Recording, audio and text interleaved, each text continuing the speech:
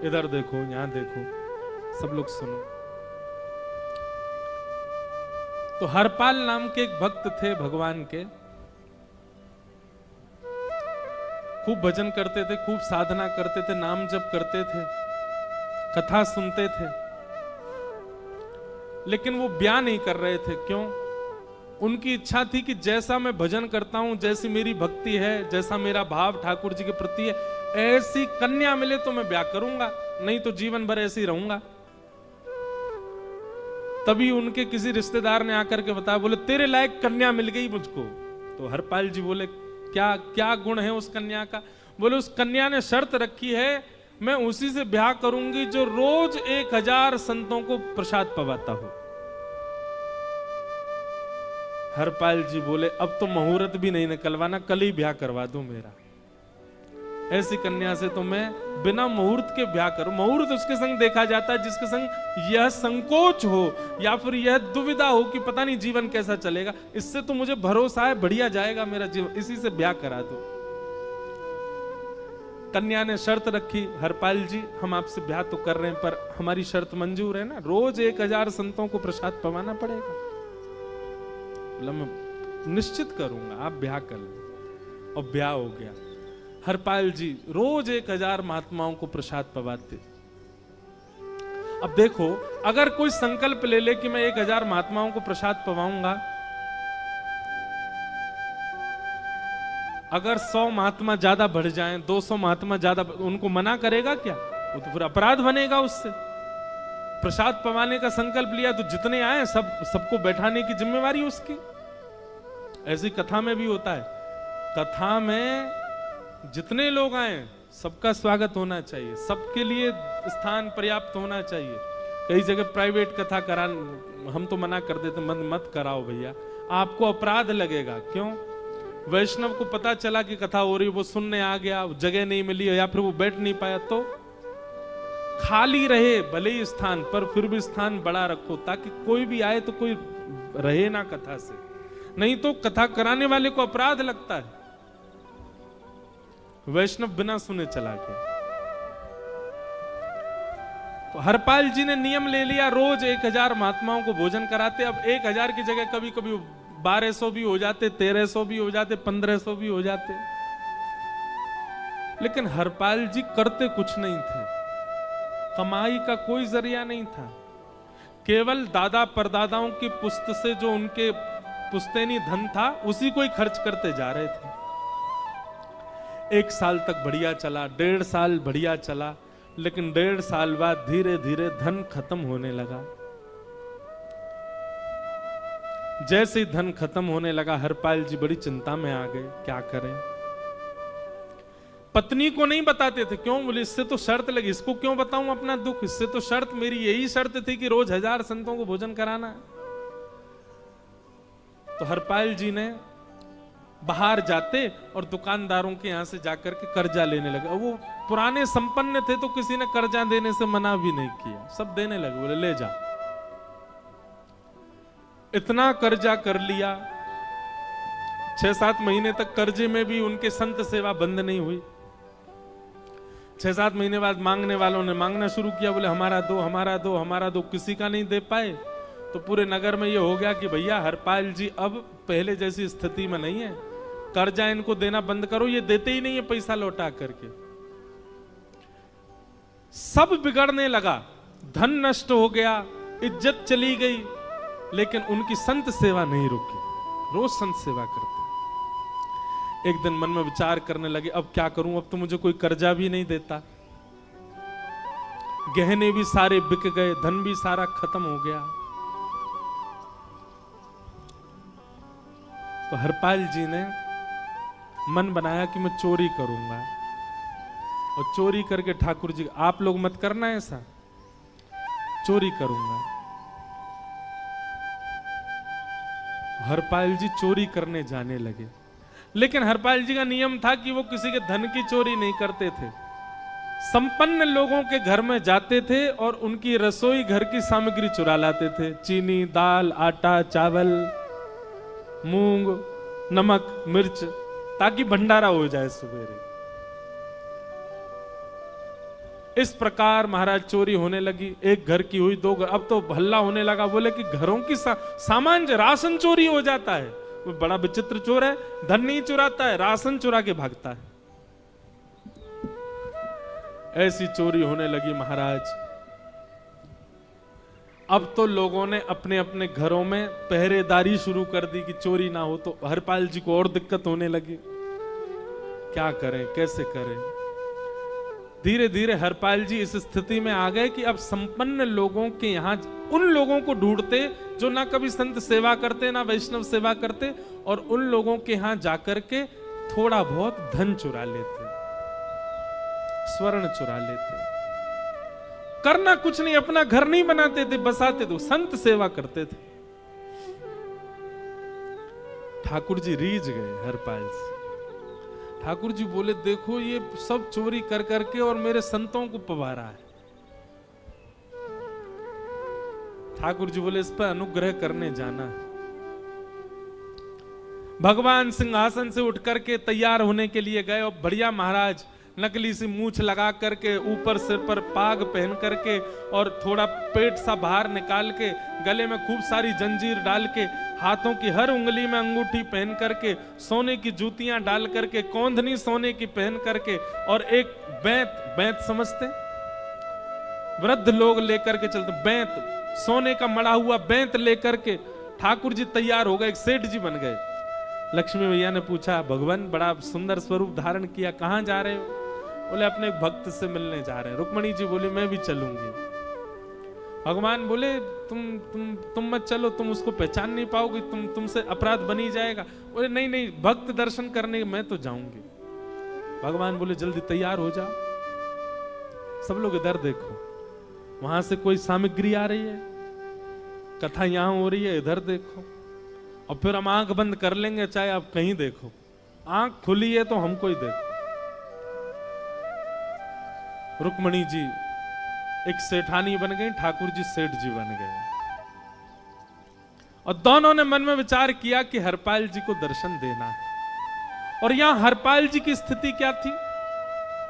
अब संत सेवा के लिए कहीं से भी धन नहीं मिल रहा था।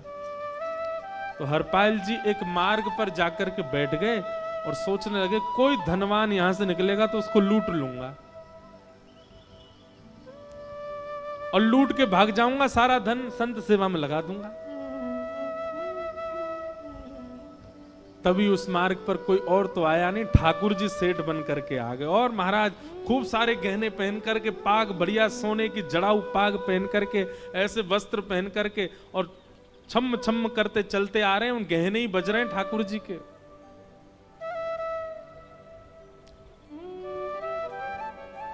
हरपाल जी ने जैसे नेत्र खोल करके देखा, ठाकुर जी के रूप यौवन और सबरी उनके श्रृंगार को देख करके हरपाल जी बोले, ये तो 1 साल के भंडारे की व्यवस्था आ रही है सामने से। इतने में ही सेठानी जी, रुक्मणी जी भी आई, उनको ओहो, ये तो कम से कम 5-10 साल की व्यवस्था आ रही है। अगर ये दोनों लूट लिए जाएं तो 10 साल चोरी नहीं करनी पड़ेगी। देखो कितना धन संपन्न। हरपाल जी के बगल में जैसे ही ठाकुर जी पहुंचे, हरपाल जी बोले, भैया जय श्री कृष्ण, प्रणाम। ठाकुर जी तो नाराज हो गए, क्या भगवान का नाम बोलता है सुबह सुबह? तुम सब लोग बड़े पाखंडी हो, ढोंगी हो। और हमने सुना इस गांव में एक रहता है, वो चोरी डकैती करता है और फिर कहते संत सेवा करता है। ऐसी काय बात की चोरी भैया? करता तो चोरी है, भली उससे भली संत सेवा करता हो। नाम उसका हरपाल है, हम सब जानते हैं। भगवान का नाम मत लो हमारे सामने। हरपाल जी समझ गए, वो तो बिल्कुल भगवत विमुख है, इसकी तो एक अंगूठी भी नहीं छोड़नी मुझको, इसका तो सब लेके जाऊंगा। अगर ये बदले में जय श्री कृष्णा बोलता तो एक आध गहना छोड़ देता इसका में, पर ये तो इतना बिखर रहा है भगवान का नाम सुन के, इसका कुछ नहीं छोड़ूंगा, सब ले जाऊंगा।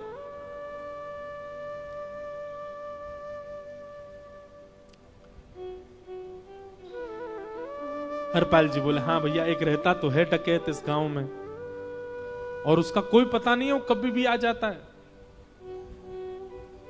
लेकिन एक मार्ग जंगल में होकर के है, उसमें गांव में नहीं जाना पड़ता। जंगल से गुप्त चुप निकल करके पूरे गांव पार हो जाएंगे, आप शहर पहुंच जाओगे।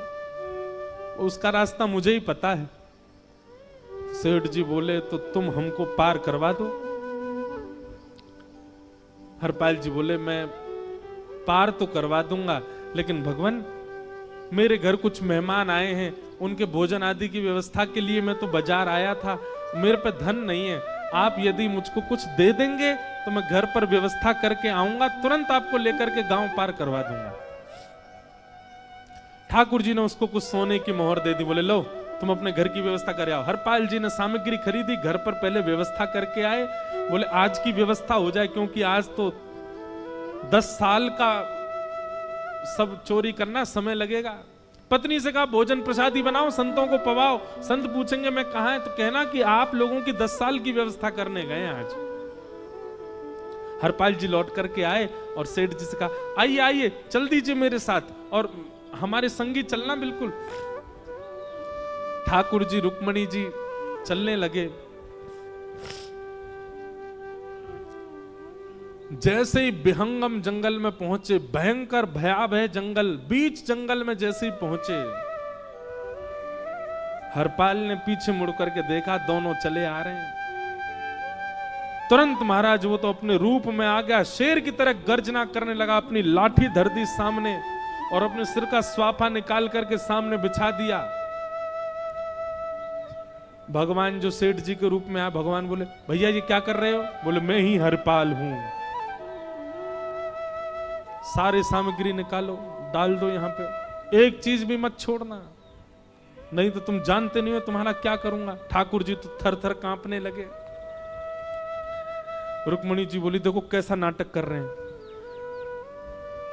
रावण के आगे नहीं डरे थे, कुंभकर्ण के आगे नहीं डरे, हिरण्यकश्यप के आगे नहीं डरे, और वो हरपाल के आगे ऐसे कांप रहे हैं। भगवान तो मन की सब समझ जाते हैं, कौन ही मारने, वो तुम भी कांपो क्यों? बोले भक्त है भैया, ये हमारो भक्त है। अनुब्रजाम में हम नित्यम पूये ये तन्य रेणु भी, इसने हमारे लिए सब गवा दिया, हमारे वैष्णव संतों के लिए सब लुटा दिया, इसके आगे भयभीत होने में कोई लज्जा नहीं। लक्ष्मी नारायण दोनों कांप रहे और हरपाल कह रहा सब निकालो। ए सेठानी जी कान के कुंडल उतारो। कान कुंडल उतार दिए, नाक की नथनी उतार दी, सब उतार उतार के धर दिए, हाथों के सब कड़ूला आदि भी धर दिए। भगवान ने भी अपने सब उतार उतार। बोले बैंत कहां लेके जा रहे, उसको भी धर दो। बोले अरे भैया बुढ़ापे की लाठी, हम गिर जाएंगे। बोले कुछ नहीं गिरोगे, धर दो इसको। जीवन में कभी राम ना, जय श्री कृष्ण बोलने पे चिल्ला रहे थे मुझ पे, रखो इसको यहां पर। सारा धर दिया। बोले बहुत बढ़िया हो गया, अब 10 साल की व्यवस्था हो गई। इतने में भगवान की कनिष्ठ उंगली में एक अंगूठी थी। हरपाल बोला ये कहां बचा के ले जा रहे हो, उसको दो। बोले अरे भैया ये तो बहुत बचपन की हमारी अंगूठी है और ये आज तक हमारी निकली ही नहीं है और ये निकल ही नहीं पाएगी, इसको बाहर हम निकाल ही नहीं सकते, इसको तो रहने दो हमारे पास। बोले तुम क्या जानो, इस अंगूठी से कम 1 हफ्ता संत भोजन होगा और तुम पे तो दया करनी नहीं है। चिल्लाए थे मुझ पे जय श्री कृष्ण बोलने पे, निकालो इसको। भगवान खूब प्रयास करें, वो नहीं निकले तो हरपाल जी ने उंगली पकड़ी। बोले इसको काट देता हूं मैं, तुम्हारे पास उंगली रहने का कोई काम नहीं है, तुम उंगली से करते ही क्या हो। और महाराज जैसे ही उंगली पकड़ करके काटने का मन किया, वो काटने ही वाले थे, इतने में ही द्वारिकाधीश भगवान शंख चक्र गदा पद्म धारण करके प्रकट हो गए सामने। रुक्मणी जी महालक्ष्मी के रूप में प्रकट हो गई और दोनों ने अपने अंक में हरपाल को भर लिया। हरपाल जी समझ नहीं पा रहे ये क्या हुआ, दूर हटे। बोले नाथ, बोले हम साक्षात द्वारिकाधीश, ये साक्षात रुक्मणी तुम्हारी भक्ति से प्रसन्न होकर तुमको दर्शन देने आए। हरपाल जी घुटने के बल बैठ गए, रोने लगे, सर रख दिया चरणों में, पटकने लगे। बोले नाथ, मैंने अपने नाथ को लूटा आज, मैंने अपने स्वामी के साथ डकैती कर रहा था, मैं अपने स्वामी की उंगली काटने पर मजबूर हो गया था, इसका मतलब तो मैं पापी हूं। मेरा पाप इतना प्रचंड हो गया कि मैं आपके रूप को नहीं पहचान पाया। भगवान ने हृदय से लगा, नहीं हरपाल, तुमने कभी अपने लिए प्रयोग थोड़ी किया। तुम्हारी पत्नी भूखे सो जाते हो लेकिन संतों को भूखा नहीं जाने देते। ठीक है, उसके लिए भले ही तुमने वह गलत मार्ग अपनाया जो नहीं अपनाना चाहिए था, परंतु उसमें उद्देश्य कोई और तो नहीं था, मेरे जनों की सेवा ही तो थी, मेरे वैष्णवों की सेवा। और देखो हरपाल, एक मेरी बात सुनो, आज तुम्हारे मन में ग्लानि होती है कि तुमने दूसरों का धन हड़प करके और उससे संत भोजन कराया। वास्तव में इसका विधान शास्त्रों में यह बताया गया, जिसके धन से भोजन बना और संतों ने पाया, परोसा भले ही किसी ने भी हो, कार्यक्रम भले ही किसी ने भी कराया हो, पर धन जिसका लगता है पुण्य उसी को मिलता है। तुमने तो अपने गांव के, शहरों के उन लोग जो कभी संत सेवा नहीं करते थे, उनके धन चुरा चुरा करके उनको पुण्य बांटा है। तुमने कुछ गलत नहीं किया है। हाँ, अपने प्रयोग में यदि लेते तो पाप हो जाता, लेकिन तुमने तो एक रत्ती भी अपने प्रयोग में नहीं ली, सब संतों में लगा दी और जितने लोगों का धन चुराया उन सबको पुण्य प्रदान कर दिया। हम तुमसे बड़े प्रसन्न हैं। हरपाल जी चरणों से लिपट गए, बोले नाथ आप बड़े कृपालु, बड़े दयालु। भगवान बोले अब हमने दर्शन दे दिया, अब हम जाएं। और सुनो, ये सारा धन हमने दिया है, 10 साल का नहीं होगा इससे। तो बोले जब तक तुम जीवित रहोगे तब तक की सेवा बनेगी, इससे संत सेवा चलती रहेगी। ये सारा धन आभूषण हम लेकर के इसीलिए आए थे ताकि तुमको अब कभी किसी से मांगना ना पड़े, किसी से हड़पना ना पड़े। भगवान जाने लगे तो हरपाल जी चरणों में गिर गए, बोले नाथ आज मैं आपके दर्शन कर पाया, मैं संत सेवा कर पाया, इसमें सबसे बड़ा योगदान मेरी पत्नी का है। उसने नियम नहीं बनाया होता तो शायद मैं कभी ऐसा नहीं करता। आप उसको दर्शन दिए बिना जाएंगे, मैं उसको क्या बताऊंगा? मैं उससे जाके कह भी नहीं पाऊंगा कि आप मुझे मिले, और उसकी वजह से आप मुझे मिले, कृपा कर उसको दर्शन दे दीजिए। ठाकुर जी बोले ठीक है। तुरंत लक्ष्मी नारायण भगवान ने छोटे छोटे बालकों का रूप धारण कर लिया और हरपाल जी की गोद में बैठ गए, और हरपाल जी अपनी गोद में लेकर के ठाकुर जी को घर पर आए और आकर के अपनी अरे सुनो देखो कौन आए हैं। जैसे बाहर आकर के देखा तो नन्हे से ठाकुर जी, नन्ही से रुक्मणी जी गोद में बालकों की भांति बैठे हैं। बोले अरे इतने सुंदर सुंदर बालक। बोले बालक नहीं है, ये साक्षात जगन्नाथ भगवान, साक्षात रुक्मणी जी, साक्षात द्वारिकाधीश हैं। तुरंत ठाकुर जी अपने रूप में प्रकट हो गए और दोनों दंपति को दर्शन दे करके भगवान वहां से प्रस्थान कर गए। बोलो भक्त वत्सल भगवान। तो एक भक्त जीवन संगी का प्राप्त होना भगवत दर्शन तक ले जा सकता है आपको। अब जिनके ब्याह हो चुके हैं उनसे तो अब हम कुछ कर नहीं सकते, पर जिनके नहीं हुए हैं संभल जाओ, सुधर जाओ, ठाकुर जी से प्रार्थना करो और प्रार्थना करके केवल एक ही चीज मांगो, क्या? हम गृहस्थी हैं नाथ, ये गृहस्थाश्रम है, हम इसमें आ चुके हैं, अब कृपा करके हमारे जीवन में जो भी आए वो आपका भक्त आए। लेकिन आपके अथक प्रार्थना करने पर भी ठाकुर जी ने यदि नहीं दिया तो भी चिंतित मत होइएगा। मीराबाई को भी नहीं मिले अनुकूल, करमेती बाई को भी नहीं मिले अनुकूल, सक्कू बाई को भी नहीं मिले अनुकूल पति,